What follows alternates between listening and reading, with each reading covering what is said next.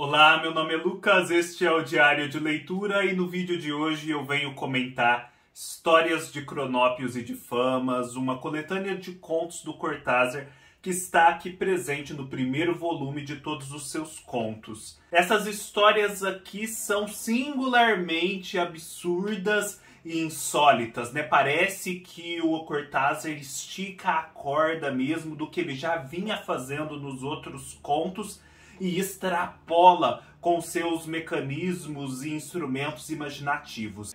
Aqui a coisa realmente foge do controle. E a gente que já estava acostumado a não ficar buscando muitas interpretações e interpretações finais nos contos dele, desiste completamente de o fazer nesse livro. Mas o que ele é então? Um amontoado de coisas absurdas colocadas aqui simplesmente para a gente ler e passar adiante? Não. Eu acredito, e é essa visão que eu vou compartilhar com vocês, que o Cortázar tem uma intenção ao fazer o que ele fez. E essa intenção tem muito a ver com o que a gente comentou no vídeo passado sobre o conto O Perseguidor e sobre o projeto literário do Cortázar. Vamos nos lembrar. O Cortázar, ele está sempre buscando um alvo que, no entanto, parece escapar. O que é esse alvo? É uma compreensão da realidade, uma descrição, uma compreensão de como as coisas funcionam. Ele tem a linguagem como instrumento para fazer essa exploração.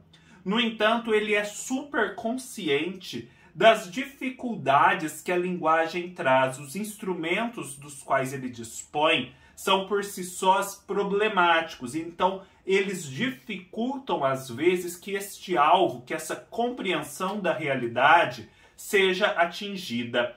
Então o que o Cortázar faz? Ele tenta criar novos modos, novos instrumentos e também desautomatizar a forma como nós utilizamos os instrumentos existentes. Ou seja, às vezes nós olhamos para as coisas, às vezes nós dizemos certas palavras e expressões pensando num significado X e não nos atentamos para a possibilidade de que aquelas coisas, aquelas palavras e expressões e ideias também podem ter significados Y, Z, W e por aí vai. Então o Cortázar quer desautomatizar a sua linguagem, desautomatizar o seu olhar. Nesse livro a gente percebe uma progressiva desautomatização. Por quê? Porque ele parte ali no manual de instruções de um olhar para a realidade mais prática.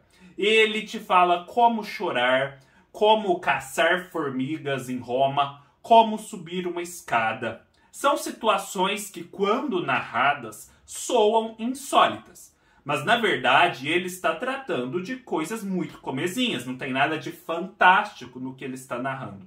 Mas, ao voltar o seu olhar para algo que é, assim, tão desprezível, tão banal e pedestre, a gente passa a perceber aquilo de uma outra forma. O que é tão automatizado se desautomatiza. Depois o Cortázar prossegue nesse processo em ocupações bizarras.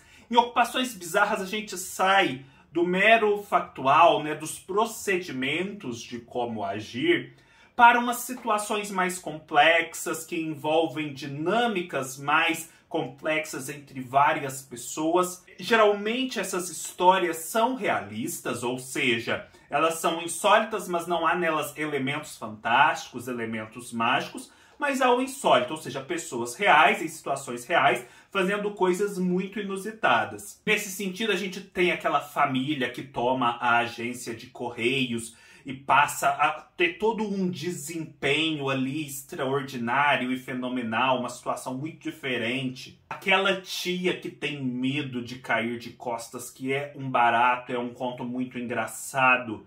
E aquela outra família, então, cuja missão no mundo é invadir os velórios alheios e montar todo um esquema em que eles substituem as famílias dos mortos e passam a velá-los. É como se a gente tivesse aqui uma desautomatização que nos leva para o olhar da criança. Porque pensa bem, quando nós somos crianças, a gente olha para as coisas, olha para o mundo dos adultos e consegue ficar imaginando combinações daquilo que são muito diferentes. Elas podem soar bizarras, inúteis até, muitas das vezes.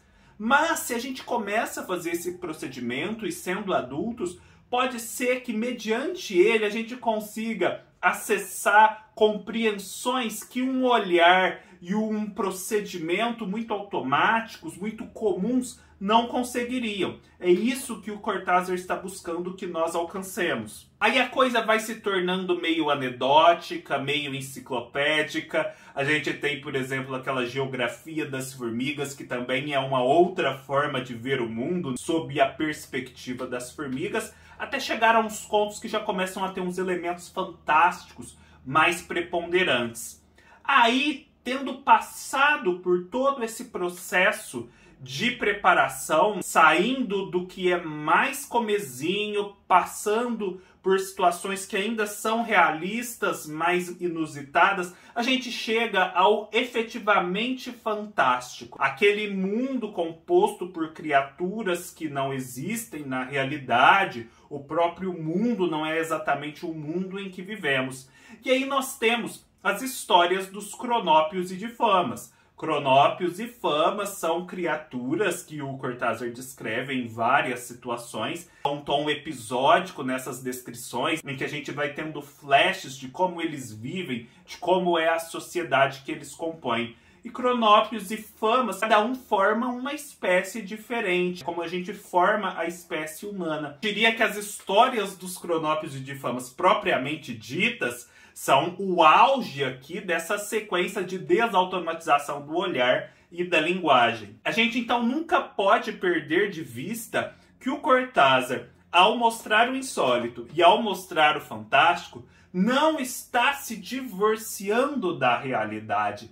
Ele está, na verdade, testando fórmulas novas para que a realidade, que está assim tão opaca diante dos métodos tradicionais, quem sabe se abra e se revele e a gente possa compreendê-la melhor. Espero que tenha contribuído com a leitura de vocês. Se gostaram, deem um like, deixem seus comentários, se inscrevam no canal e até mais.